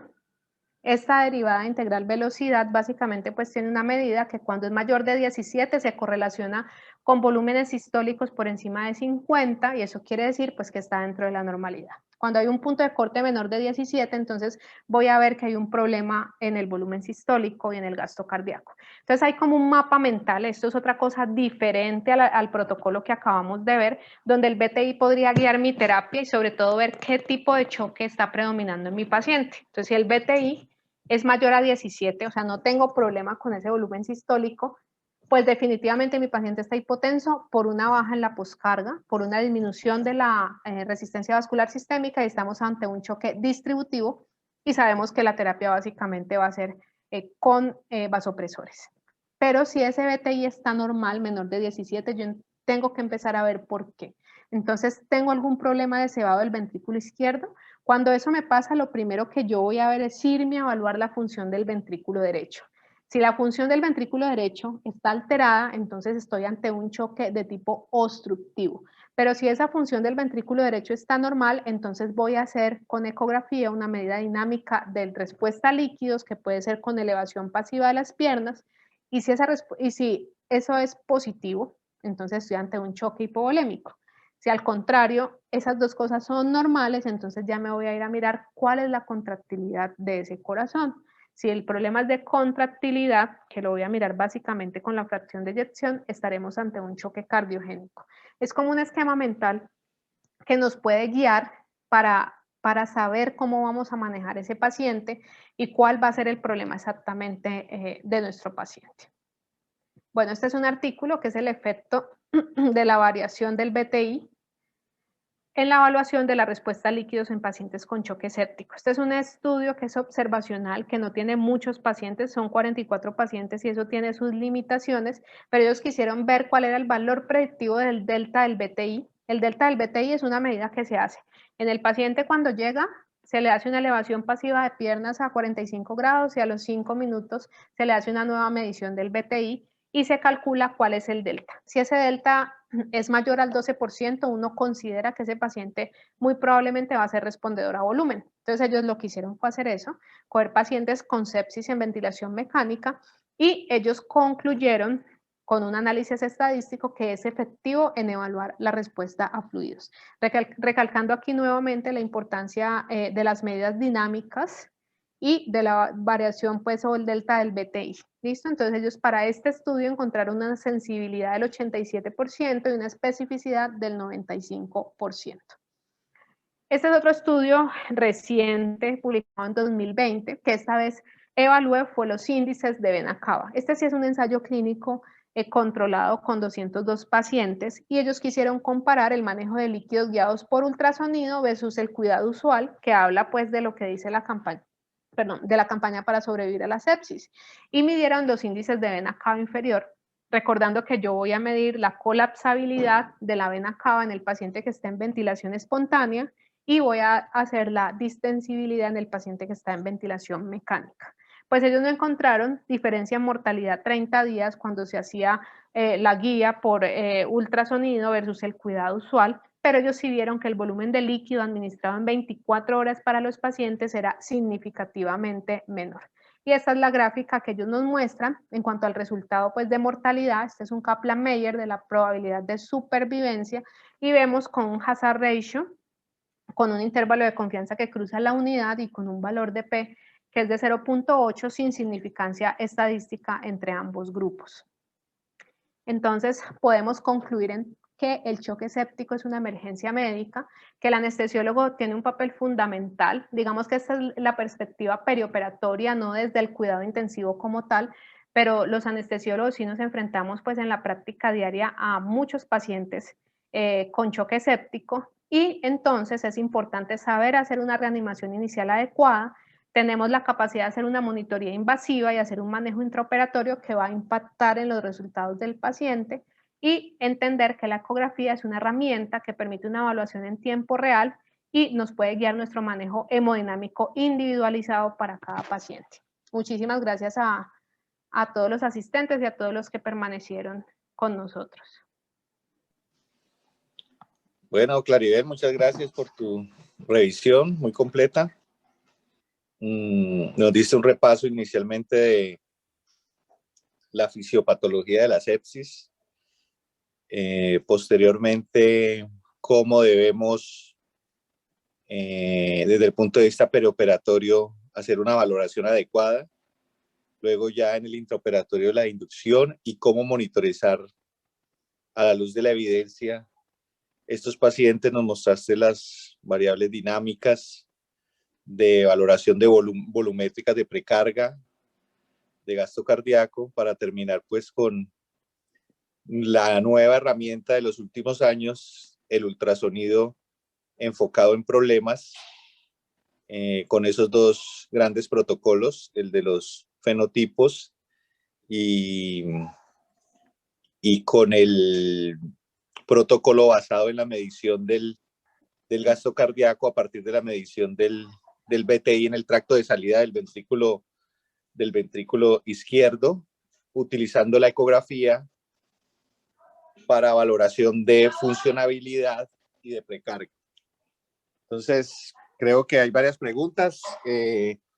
Tú que estás de anfitriona, ¿le puedes dar la palabra al doctor Delgado, que veo que levantó la mano? Sí, porfa, regálenme un momento, ya la doy.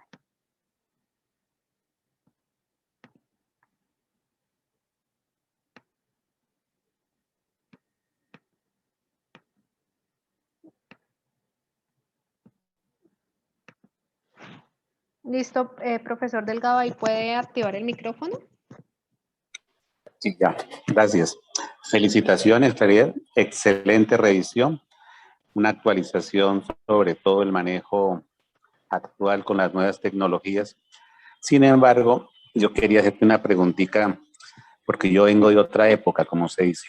El gold standard contra el que se compara toda tecnología, y no lo vi en la presentación, sigue siendo el SWAM. ¿Qué encontraste al respecto? Y para el manejo intraoperatorio, esa pregunta es más para Fabricio que para ti. ¿Cómo harías la evaluación ecográfica en los pacientes durante el transoperatorio? A mí me parece más práctico de pronto manejarlo a través de SWAN, no sé, o con otro sistema de línea arterial o ICO, cualquiera de estos que hay en este momento. ¿Qué me comentan al respecto?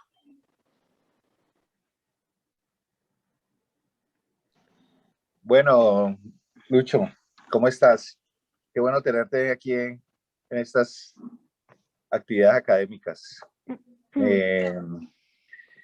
Realmente uno debe utilizar todas las herramientas, como tú dices. En el intraoperatorio ya es muy difícil por ecografía transtorácica valorar estos pacientes. De hecho, algunos grupos ya comienzan a hacer valoraciones transesofágicas. Lógicamente, la valoración transtorácica debe ser inicial y más enfocada a cómo vas a orientar la inducción, como se pudo ver con los dos grandes protocolos que mostró Claribel. Eso te puede orientar mucho si entras con inotropía de entrada o si requieres cargas de volumen inicialmente, o orientarte al tipo de inductor y coinductor que vas a utilizar. En cuanto al SWAN, sí, efectivamente, lo ideal es que nueva tecnología se valora contra el core estándar. El core estándar desde los años 70 para medición de precarga y de gasto cardíaco es el SWAN. Hay varios estudios, sobre todo ella revisó varios estudios, no, de pronto por el tiempo no se pusieron, y es esas medidas estáticas de precarga que ya sabemos, como PVC y cuña, que tienen tanta variabilidad en sus resultados, lo cual no hace que sean aceptadas actualmente para una valoración óptima de precarga de estos pacientes. Entonces los comparan con las medidas dinámicas, y algunos autores ya comienzan a hacer esas comparaciones también con las medidas dinámicas ultrasonográficas, dándole mayor resultado a las medidas dinámicas. No me acuerdo bien, no estoy muy seguro, pero creo que los dos últimos que mostró ella, que son del año pasado, creo que comparan variables dinámicas, no solamente las que ya conocemos, BBS, BPP, sino que también las variables dinámicas en medición ultrasonográfica, como son la variabilidad en el tracto de salida del ventrículo izquierdo. Pero como en muchos aspectos del paciente crítico perioperatorio, yo creo que esto es de manejo multimodal, de ayudarnos de múltiples tecnologías, no solamente quedarnos con una medición única y hacer un análisis global de lo que tenemos. Y de acuerdo contigo, a nivel intraoperatorio, si no tienes la posibilidad de un transesofágico, toca estas mediciones dinámicas o lo que se tenga a la mano. O sea, no debe ser una camisa de fuerza, porque sabemos que no todas las instituciones cuentan con lo último. Lo importante es estar pendiente del paciente, ver cómo se comportan en el tiempo esas tendencias y esas mediciones de los monitores que tenga. No sé si Claribel quiere agregarle algo más al doctor Delgado. Sí, profe. No, para mencionar de pronto de lo que se habló de la parte ecográfica, El protocolo, digamos, del que hablamos de los clústeres es muy reciente. Realmente hay pocos, digamos que no hay estudios de peso, como dice el doctor, que comparen catéter de Swan-Ganz, presión en cuña de la arteria pulmonar versus estas, digamos, nuevos protocolos. Eso haría falta para poder hacer la comparación y guiar la reanimación, porque de hecho los estudios que presentamos no son estudios grandes. El que presentamos incluso del BTI es un estudio observacional y es un estudio del 2020. Entonces, estaría ahí como la inquietud. Pero sí, incluso los que establecen ese protocolo del que hablamos la última vez, dicen ayudarse de la variabilidad de la presión de pulso que te ofrece la línea arterial y digamos, usarlo en conjunto con los resultados de la ecografía. Entonces, sí es como la invitación, como dice el doctor Caballero, a utilizar los recursos, digamos, en conjunto que uno tenga para poder valorar su paciente. Bueno, Clary, hay más preguntas. Vamos a darle Sí, la palabra a Javier Benítez, que también nos colaboró, te colaboró en la revisión de este tema. El doctor Benítez, el doctor Ochoa y el doctor Juan Listo. Pablo, todos pueden hablar, el micrófono está disponible. En orden, ¿no? Listo, Benítez primero el primero, doctor luego Benítez. Ochoa y luego Juan Pablo. Ok, perfecto.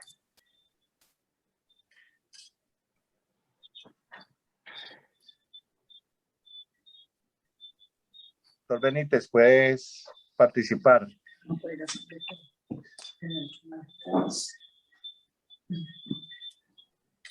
Creo que se durmió el doctor Benítez. El doctor Ochoa como que está más despierto. Sí. ¿En serio? Pero, ¿aló, me escuchan? Sí, te escuchamos. Bueno, no, eran pues unos comentarios y unas dudas pues que quería que Claridad nos puntualizara. El primer comentario es acerca de lo que ella mencionaba, pues que los nuevos estudios, pues, como el PROMIS, el PROCES, dicen, comillas, pues su conclusión es que el protocolo de Rivers no cambia versus el cuidado usual. Creo que la historia es un poco desagradecida con Rivers y con su grupo de trabajo al decir o al llegar a esas conclusiones pues, de estos estudios, porque definitivamente ellos fueron los que cambiaron el manejo usual. Hace 20 años no se hacía absolutamente nada o no se seguían digamos, las pautas que hacemos hoy en día y que ha mejorado la mortalidad del paciente con choque séptico. Por un lado. Lo segundo es una invitación siempre a tener precaución con esta meta que siempre se habla de los 30 mililitros por kilo, pues por lo que mencionaba al final Claribel muy bien, pues acerca de las nuevas herramientas de ultrasonografía para valorar cada uno de los fenotipos probables de los pacientes y teniendo en cuenta la fisiopatología, que esto es un choque distributivo y que muy probablemente en algún momento vamos a necesitar el uso de vasoactivos, siempre hay que tener en cuenta, digamos, cada paciente, individualizarlo, con sus comorbilidades, con su presentación, con el momento en el que nos lo encontramos al llevar a cirugía, para definir cuál es el volumen ideal que yo voy a utilizar en este paciente, porque no todos van a llegar a esos 30 cc por kilo y podríamos estar de hecho generando un desenlace deleterio en un paciente cuando digamos nuestra meta se enclava pues o llega a ser muy riguroso en ese sentido. Y dos preguntas para Claribel. Quisiera que ella mencionó pues un estudio acerca de comparar midazolam ketamina versus midazolam ketamina lidocaína. Quisiera que ella nos puntualizara si esto ella lo considera práctico en su rutina diaria o si tiene un paciente con choque séptico que va para cirugía, ¿qué inducción haría? O sea, siendo con algo muy concreto. Primera pregunta para ella. La segunda, la segunda es acerca del inicio. ¿Cuál es el momento ideal para iniciar vasopresina en un paciente en choque séptico? Porque uno encuentra dosis muy variadas acerca de la norepi y considerar un choque refractario para arrancar vasopresina. Entonces, ¿cuál es el momento que ella considera o que revisó, pues, que es el momento ideal para iniciar vasopresina? Y lo mismo en el sentido de butamina. En la ausencia de ecocardiografía, pues, para definir allí que hay un componente, digamos, de cardiomiopatía séptica, ¿cuándo arrancaría clínicamente o que nos deje claro cuándo arrancaría la butamina en un paciente?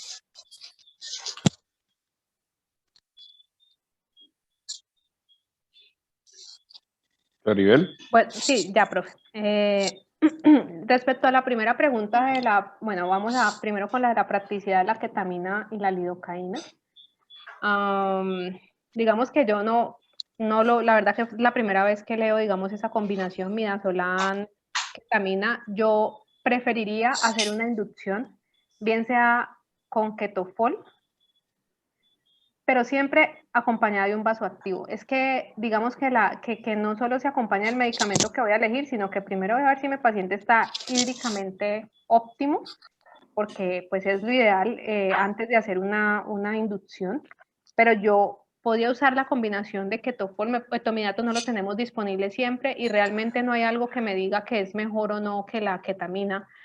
Yo pensaría que el tipo de inductor muchas veces uno no tiene acceso a todos esos inductores, pero yo lo haría bien sea con ketamina directamente o lo haría con una mezcla de ketofol, pero siempre estaría muy concentrada en la reanimación hídrica y en tener un vasoactivo a la mano que me mantenga el paciente en unas presiones arteriales medias adecuadas. Esa sería como mi idea fundamental. La otra pregunta que me hace el doctor es acerca de cuándo iniciar vasopresina, ¿sí? Adjunto a la norepinefrina. Bueno, de eso leí que hay estudios de inicio de vasopresina a bajas dosis, 0.03 unidades minuto, a partir de cuando la norepinefrina incluso alcanzaba dosis de 0.1 microgramos kilo minuto, ¿ya?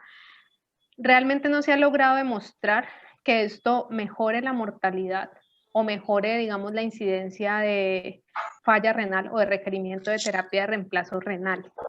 No encontré, digamos, un punto de corte exacto de la literatura que diga cuándo iniciar la vasopresina. Considero que más bien debería uno pensar en el requerimiento de un inotrópico, un medicamento con un, digamos, mecanismo de acción diferente que me ayude a optimizar mi paciente. Porque pues definitivamente un paciente con norepinefrina lo que se define, bueno, como choque refractario, que ya sería para alguna literatura, porque esa definición de choque séptico refractario no está bien establecida, pero algunos hablan de 0.5 microgramos por kilo minuto de norepinefrina, o sencillamente el paciente que se hizo reanimación hídrica y las dosis altas equivalentes de vasoactivo que estoy usando en ese momento está en choque refractario. En ese punto realmente hay otras herramientas como los inotrópicos, como el uso de los esteroides, como adjuntar pues ahorita nuevas terapias como las que hablé. Entonces, en sí la evidencia de que haya un corte exacto para iniciar vasopresina o que incluso se haya demostrado que adjuntar la norepe disminuye la mortalidad, eso no se ha demostrado. La otra pregunta, profe, señor. No, sí, igual, y la DAUTA. Ah, ya, y el inicio de la dobutamina. Esto va, digamos que eso es una pregunta que abordaría de la siguiente manera. Yo arranco con la reanimación hídrica, después pues voy con mi vasoactivo, teniendo en cuenta la fisiopatología del choque séptico. Obviamente he tomado todas mis otras medidas, antibióticos. Si tengo la manera de tener mi monitoría dinámica, obviamente eso va a guiar también mi terapéutica. Y si tengo la herramienta de la ecografía, yo pienso que en ese caso va a ser muy útil para definir en qué momento voy a iniciar dobutamina. Porque si el paciente veo que está óptimamente de volumen, ya tengo un vasoactivo a dosis altas, pero en mi ecografía estoy viendo un problema de contractilidad o estoy viendo un paciente que elevó troponinas y que está haciendo falla del ventrículo izquierdo, pues necesita un inotrópico. Entonces yo diría, o empíricamente lo haría desde el punto de vista de reanimación hídrica, vasopresor, estoy a dosis altas, iniciaría inotropía. Y definitivamente en el paciente que yo ya sé que tiene un antecedente de una falla cardíaca derecha, que tiene una hipertensión pulmonar de base, pues un inodilatador adjunto pues a vasopresina, por ejemplo, sería de gran ayuda. O sea, sería como individualizar, porque no diría que el momento de inicio de dobutamina es igual para todos los pacientes. Pues es lo que la conclusión que yo saco. Sí, hay que, en sepsis y en choque séptico, cuando usted revisa todos los artículos, toda la bibliografía, toda la literatura, es muy difícil usted encontrar alguna intervención que de verdad disminuya mortalidad. Pues, ¿por qué? Porque eso es algo multifactorial que va desde la genética, las comorbilidades, la edad del paciente. Pero siempre hay que irse por lo fisiológico y por lo lógico en lo que hacemos. Si estamos hablando de un choque distributivo, pues es claro que el inicio de la anorepia es fundamental y como lo mencionaste, pienso que por encima de 0.5 gramos kilo minuto hay que pensar en adicionarle vasopresina, tener en cuenta la fisiopatología y la depresión de vasopresina que tienen estos pacientes. Sí. Recomendaría yo, así como lo mencionó Fabricio, no tenemos ecografía, no tenemos ecocardiografía, haga seguimiento gasimétrico de los pacientes, tomar saturación venosa central de oxígeno va a ser muy útil para definir esto, o sea, hacer el seguimiento del exceso de base, de la depuración del lactato, para definir cuándo vamos a arrancar dobutamina en un paciente en ausencia pues de ecocardiografía o si no tenemos experiencia pues para hacerla. Y en cuanto a la inducción es cuando usted hace un estudio usted puede mostrar lo que quiera. A mí me llamó la atención ese estudio pues porque uno hacer una inducción con midazolam, creo que dijiste 0.5 miligramos kilo de midazolam. 0.05. Ah, 0.05. Sí, pues señor. yo no soy amigo, no considero pues que este estudio tenga como mucha utilidad con los demás medicamentos que tenemos a la mano pues para el manejo de estos pacientes. Excelente presentación, muchas gracias.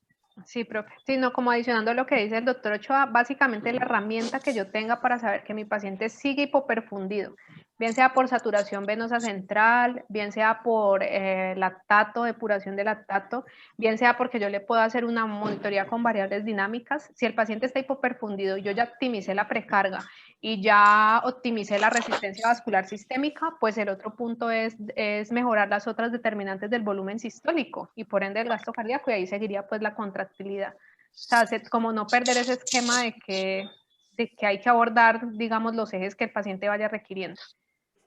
De acuerdo. Clary, ¿será que el doctor Benítez ahora sí va a participar?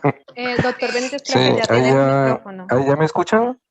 Sí, señor. Sí, maestro. Ok, maestro, bueno. No, yo quería pues sumarme a las felicitaciones por la muy buena charla que hizo la doctora.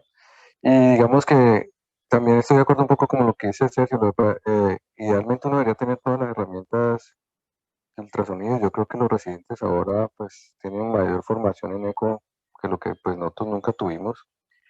Y digamos que lo clásico es iniciar dobuta cuando, a pesar de toda la reanimación y el manejo vasopresor, el paciente sigue con hipoperfusión, o sea, hiperlactatemia, acidosis severa o asociación muy negativa, pues uno podría pensar en digamos, en la posibilidad de cardiomiopatía asociada a la sepsis. Lo que pasa es que creería que eso tendría que ser demostrado en algún momento dado por ecocardiografía. Y dentro de las variables ecocardiográficas, parece que la que tiene más peso durante la evaluación ecocardiográfica es el strain. El strain es el que tiene mayor sensibilidad y especificidad para uno saber si el paciente tiene o no cardiopatía asociada por sepsis. Entonces, uno puede guiarse por los signos de perfusión, pero al final va a tener que pedir un ecocardiograma para poderlo demostrar. Hay una cosa que quería resaltar un poco de la charla de la doctora, y es que a veces los cirujanos o los médicos tratantes ven a los anestesiólogos como la piedra en el camino en el manejo de estos pacientes. Y digamos que quedó muy claro de la charla que nosotros, digamos, si no se hace una adecuada intervención quirúrgica en el tiempo adecuado, la mortalidad de estos pacientes va a ser muy elevada.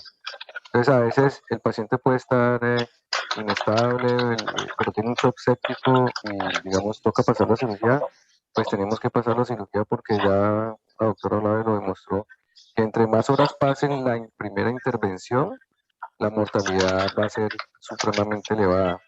Y lo mismo pasa con que a veces, uno lo nota, a veces, por ejemplo, van pacientes para lavados abdominales o cambios de VAC, esas cosas, y tiene la hemoglobina en 7.5, las plaquetas en 55.000, 60.000, y a veces como que si no está corregido la anemia o si las plaquetas no están por encima de 100.000, no lo vamos a pasar, y ya quedó demostrado que realmente transfundir un paciente entre 7 y 10 solo, a menos que el paciente tenga pues, enfermedad coronaria o siga con signos de hipoxia tisular, pues se beneficiaría de esto, y que realmente un paciente con plaquetas entre 50 y 100.000 se puede operar sin ningún problema, salvo que la cirugía vaya a requerir alto requerimiento o vaya a tener alto riesgo de sangrado. O sea que ahí también digamos que me sumo, digamos, la literatura lo que nos está retando a que cada vez seamos un poco más proactivos y que estos pacientes los pasemos, digamos, de forma más rápida para que el pronóstico sea mejor. La otra cosa que me pareció muy importante fue lo de los clústeres y los fenotipos. Y como bien lo dijo el doctor Delgado, que siempre en Gold Standard va a ser el SWAN, y de hecho estas medidas dinámicas como variabilidad de la presión de pulso, variabilidad de volumen sistólico, son efectivas siempre y cuando tengan ciertas condiciones, y lo que dijo la doctora Olave, si el paciente ya previamente tenía falla del ventrículo derecho, este tipo de monitoría pues no va a tener como mucha evidencia, pero sí es importante, digamos, para nosotros antes de la inducción, por lo menos aplicar algunos de estos tipos de protocolos si uno tiene algún conocimiento de eco para poder guiar el manejo inicial. Creería que ya intraquirúrgico, como dijo Fabricio, a la larga creo que el eco transesofágico va a ser una gran herramienta para poder manejar a estos pacientes, pero por lo menos si tenemos un eco transtorácico previo a una inducción de un paciente con shock séptico, sería muy bueno poder utilizar estos últimos dos protocolos, tanto el del PTI como el protocolo de los fenotipos y de los clústeres. Igual me uno a la felicitación de la doctora. Ese punto que acabas de decir de la oportunidad de estos pacientes es bien importante, porque desde el punto de vista del escenario clínico en que también me desempeño, que es el cuidado intensivo, llama la atención a veces que se retrasan pensando que se va a obtener una estabilidad hemodinámica. Y volviendo a lo que tú dijiste y lo que dijo Claribel, pues es muy claro que el dejar pasar más tiempo sin controlar el foco infeccioso, pues el resultado no va a ser adecuado. O sea, la estabilidad de estos pacientes es llevarlos a control del foco. Buenas noches. Creo el doctor Vladimir quiere hablar también. Vladimir. Sí, buenas noches, ¿cómo están? Hola, Vladimir, Hola, ¿cómo profe, estás? buenas noches. Doctora Claribel, excelente presentación. Lastimosamente salí de cirugía tarde y pues entré en un buen punto. Quiero referirme a dos cositas, bueno, tres cosas. La primera es el uso de inotrópicos. La indicación clara y sin tener en eco a la mano es siempre evaluando una gasometría venosa. Cuando tenemos una gasometría venosa central con una saturación menor de 65 y una hemoglobina normal, consideramos que el paciente probablemente tiene un fallo de bomba, como se lo he dicho ya en varias ocasiones, y en ese momento indica la guía del surviving que debemos iniciar inotrópicos. ¿Qué inotrópico? La dobutamina, siempre teniendo en cuenta que el paciente debe tener un buen volumen intravascular. Respecto a el catéter de Swan-Ganz que mencionó el doctor Delgado, me uno a su apreciación. Con la doctora Olave también ya le hemos tenido oportunidad de usarlo y le he enseñado los cuadrantes de Forrester, haciéndole énfasis a que el cuadrante número 1, a pesar de ser normal, puede ser un choque hiperdinámico con un índice cardíaco elevado y una presión en cuña baja o normal. Y en ese caso tendría consideración utilizar el soporte vasopresor. Adicional al soporte vasopresor, adicional a la vasopresina, recordemos que en el momento de tener un paciente con que sea refractario a los vasopresores convencionales, el uso del azul de metileno, que justamente fue descrito para estos pacientes con choque séptico refractario. ¿Listo? Y teniendo en cuenta que lo tenemos disponible en nuestra institución, que lo utilizan los cirujanos para marcar a sus pacientes, pero pues nosotros, gracias a Dios, conocemos para qué sirve en realidad. Nuevamente, felicitaciones por su presentación, doctora. Bueno, profe, muchísimas gracias. Muchísimas gracias por la participación. Sí, hablamos algo en la charla de, no sé si de pronto el profe alcanzó a estar, el profe Vladimir, de azul de metileno. Precisamente lo mencionamos para el paciente vasopléjico, refractario a los demás manejos. Excelente. No sé si haya más preguntas de los participantes, de los profes.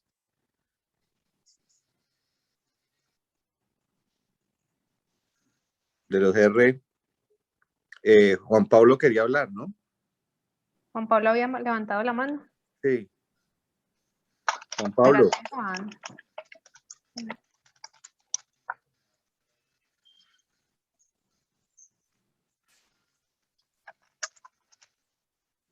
Juan Pablo, puedes hablar. Aló, ¿me están escuchando? Sí, Juan Pablo. Buenas noches, Clary, felicitaciones, excelente conferencia. pues después de las intervenciones del doctor Ochoa y el doctor Delgado, pues quería hacer como un pequeño aporte. Existe, pues, la clínica siempre es sobre los partidos, y existe un estudio que es el Andrómeda Shock del 2019, donde compararon, por ejemplo, reanimar midiendo lactato versus perfusión capilar, pues según el método usado en el estudio, y demostraron que se moría menos. No era estadísticamente significativo en esa muestra, pero dan unas pequeñas luces que al menos en la reanimación inicial del paciente, así uno tenga todas las herramientas que desarrolló Claribel durante su charla, que son muy interesantes y es la punta de vanguardia en este momento. Así uno tenga todos esos recursos, la clínica es un muy buen indicador para reanimar al menos las primeras 24 horas a los pacientes. Por eso va de la mano de lo que habíamos comentado, Juanpa. Dependiendo el escenario donde estés, tienes que sacarle el máximo provecho. Yo creo que lo que importa es que estés constantemente revalorando a tu paciente, no dejarlo solo. Y pues ¿Sí? eso no es un problema para nosotros porque nosotros estamos constantemente desde el perioperatorio revalorando a nuestros pacientes. Bueno, muchísimas gracias. Muchas gracias, Juan. No sé si otro residente va a hacer algún comentario.